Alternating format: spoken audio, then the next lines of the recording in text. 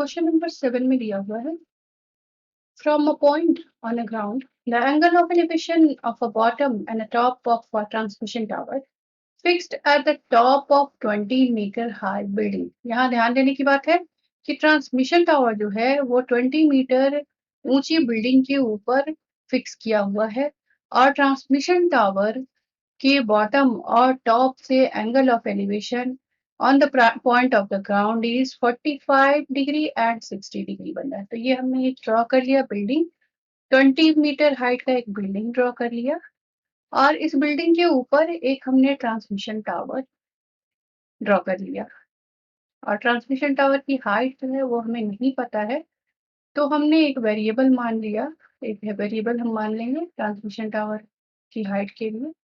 A B building है 20 metre high building and A C point ऊपर डाल देते हैं। A C is the height of the tower and from the point on a ground angle of elevation to bottom, bottom के लिए मतलब ए पे है बॉटम ट्रांसमिशन टावर का तो वहां से 45 और टॉप है सी पे, इसलिए वहां से 60 डिग्री का एंगल ऑफ एलिवेशन बन रहा है। पी पॉइंट है ग्राउंड में वहां से।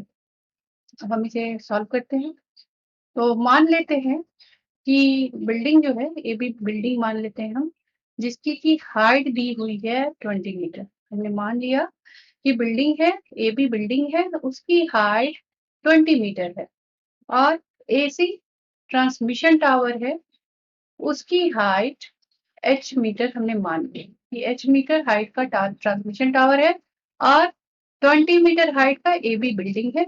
इन दोनों की हाइट हमने यहाँ पे लिखिए। अब हमें एच का वैल्यू निकालना है क्योंकि हमने ए सी माना है एच मीटर, तो एच की वैल्यू निकालनी है और ए सी इक्वल टू हम अगर पूरे ट्रांसमिशन टावर और बिल्डिंग की हाइट दोनों को मिलाते हैं तो ये पूरी हाइट बीसी बनती है।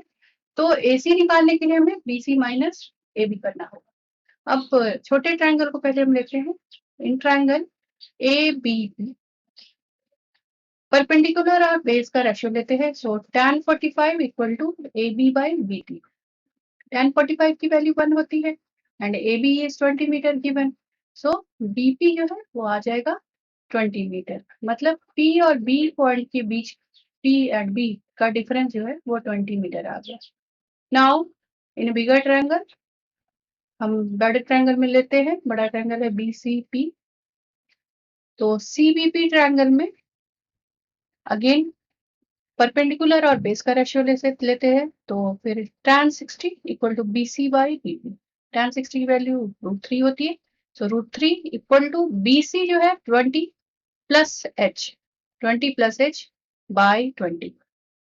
अब एच की वैल्यू आ जाएगी 20 होल के अंदर √3 माइनस 1, मतलब height of transmission tower is 20 √3 minus 1 metre.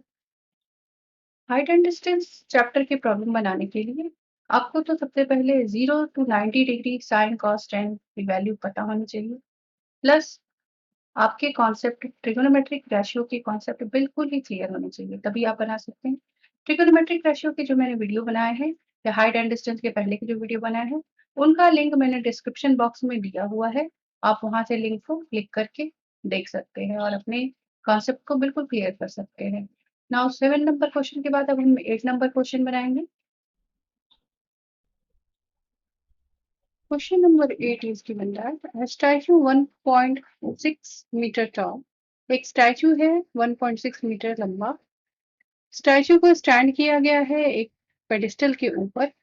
From the point on the ground the angle of elevation of the top of the statue is 60 and from the same point the angle of elevation of the top of the pedestal is 45 degree.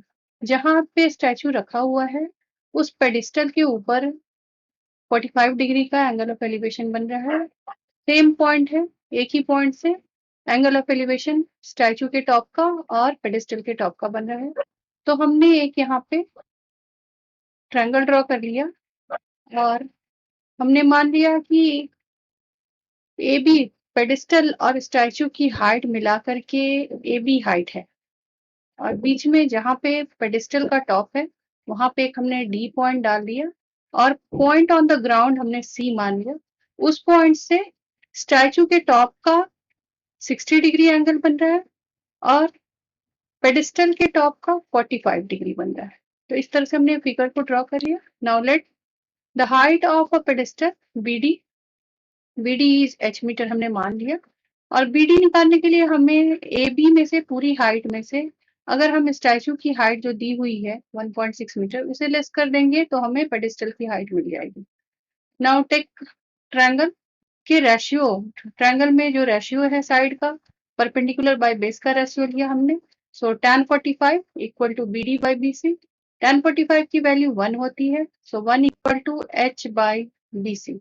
So B C equal to, so B C and B C की value आ गई H meter, B C equal to H metre आ जाएगा, क्योंकि 1 equal to H by B C, इसलिए B C equal to H metre. So जितना height pedestal का है उतना ही डिस्टेंस है पेडिस्टल की रूट से पॉइंट ऑन द ग्राउंड जो हमने माना है वहां का डिफरेंस भी एच मीटर है, ये हमने कैलकुलेट किया। Now in triangle, big triangle में लेंगे अब हम। बिग ट्रायंगल में भी हम परपेंडिकुलर एंड बेस का रेशियो लेंगे। सो tan 60 डिग्री एंगल बना रहा है ये, so tan 60 equal to A B by B C. और ए बी की वैल्यू जो है वो पेडिस्टल और स्टैचू दोनों को ऐड कर लेंगे। सो h प्लस 1.6 मीटर। tan 60 की वैल्यू √3 होती है। अगर आपने 0 to 90 साइन कॉस टेन का वैल्यू नहीं याद किया है तो उसे फटाफट याद कर लीजिए। सो tan 60 की वैल्यू √3 होगी। tan 60 √3 equal to 1 plus 6 plus h, 1.6 plus h by h। So h √3 equal to 1 plus 6 plus h, and h equal to h √3 equal to 1.6 plus h। h को एक तरफ कर लेते हैं, h वाले जितने h वेरिएबल है इसलिए h वाले जो टर्म है उसे एक तरफ हमने कर लिया। तो ये h की वैल्यू जो है वो आ जाएगी 1.6 बाई √3 माइनस 1। अब आपको मैंने पहले की वीडियो में बताया है कि अगर रूट में आएंगे डिनोमिनेटर तो उसे हम रैशनलाइज कर लेंगे, तो इसलिए हमने √3 + 1 ऊपर नीचे दोनों मल्टीप्लाई कर लिया। तो ये नंबर आ गया हमारा 1.6 into √3 + 1 by √3 + 1 √3 - 1, a + b a - b के फॉर्म में है, इसलिए a + b a - b equal to a square - b square. So √3 का स्क्वायर माइनस 1 का स्क्वायर, तो ये वैल्यू जो डिनोमिनेटर में वैल्यू 2 आ जाएगा, और 2 से 1.6 कैंसिल होकर के 0.8 आ गया। सो 0.8 इंटू √3 + 1 मीटर, ये हमारा हाइट ऑफ पेडिस्टल आ गया। हाइट हमने निकाल ली पेडिस्टल की। तो इस तरह से आपको एग्जाम में भी इसी तरह से सॉल्व करने, हर टर्म को लिखना है, जो हमने हाइट मानी वो भी लिखना है, और हाइट हमेशा मीटर में या सेंटीमीटर जो भी यूनिट होगा वो यूनिट जरूर आप लगाइए। 9 नंबर क्वेश्चन दिया हुआ है, the angle of elevation of top of a building from the foot of a tower is 30 degree, and the angle of elevation of the top of the tower from the foot of the building is 60 degree.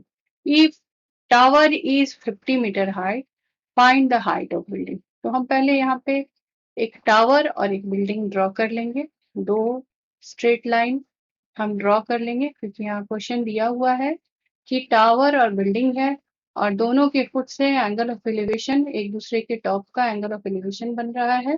तो हमने एक tower draw कर लिया और एक building हमने draw कर ली। यहाँ पे फिगर है, आप देखिए फिगर से समझ सकते हैं। एक हमने टावर ड्रॉ कर लिया, टावर जो है वो 50 मीटर टावर को हमने ऊंचा ड्रॉ किया है। क्यों ऊंचा ड्रॉ किया है? क्योंकि ये एंगल ऑफ एलिवेशन बिल्डिंग के फुट से 60 डिग्री बना रहा है। तो एंगल ऑफ एलिवेशन को हम देखेंगे, जिसका एंगल बड़ा होगा उसकी हाइट ऊंची होगी, इसलिए tower is much bigger than the building. अब हमने मान लिया यहाँ पे कि टावर जो है सीडी मान लिया, CD is 50 meter is given. CD हमने टावर ड्रॉ किया जिसकी हाइट 50 मीटर गिवन है, क्वेश्चन में दिया हुआ है। And A B is the building, A B मान लिया बिल्डिंग है, बिल्डिंग की हाइट हमें नहीं पता, और इस फिगर में हमने क्लियरली इसे ड्रॉ कर लिया कि ए बी बिल्डिंग के फुट से बी पॉइंट से सी पे एलिवेशन जो बन रहा है 60 है, एंड डी से एलिवेशन बिल्डिंग का बिल्डिंग के टॉप का एलिवेशन जो है वो 30 डिग्री बन रहा है।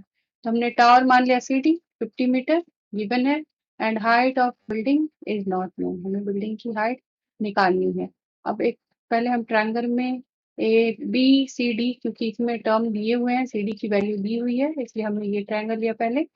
सो in triangle B C D tan 60 equal to C D by B D, tan 60 की वैल्यू √3 होती है, so √3 equal to 50 by B D and B D equal to 50 √3 metre. तो बी डी दोनों टावर और building के root का difference जो है वो 50 √3 मीटर आ गया। Now in triangle A B D, अब ए बी डी ट्रायंगल में tan 30 equal to A B by B D, और tan 30 की वैल्यू होती है 1/√3, 1/√3 equal to A B by B D की वैल्यू हमने कैलकुलेट की, उसे हमने पुट कर दिया। So A B equal to 50 √3 into 1/√3, so ये आ जाएगा 50/3 metre is the height of the building. ये हमने बिल्डिंग की हाइट कैलकुलेट कर ली विच इज 50/3 मीटर। अब हम इसे मिक्स फ्रैक्शन में भी लिख सकते हैं, या आप चाहे तो डेसिमल में लिख सकते हैं। तो मिक्स फ्रैक्शन में लिखा तो 60 is to 2/3 meter is the height of the building. We have calculated this. आप फटाफट चैनल को सब्सक्राइब कर लीजिए ऐसे ही अच्छे अच्छे वीडियो देखने के लिए।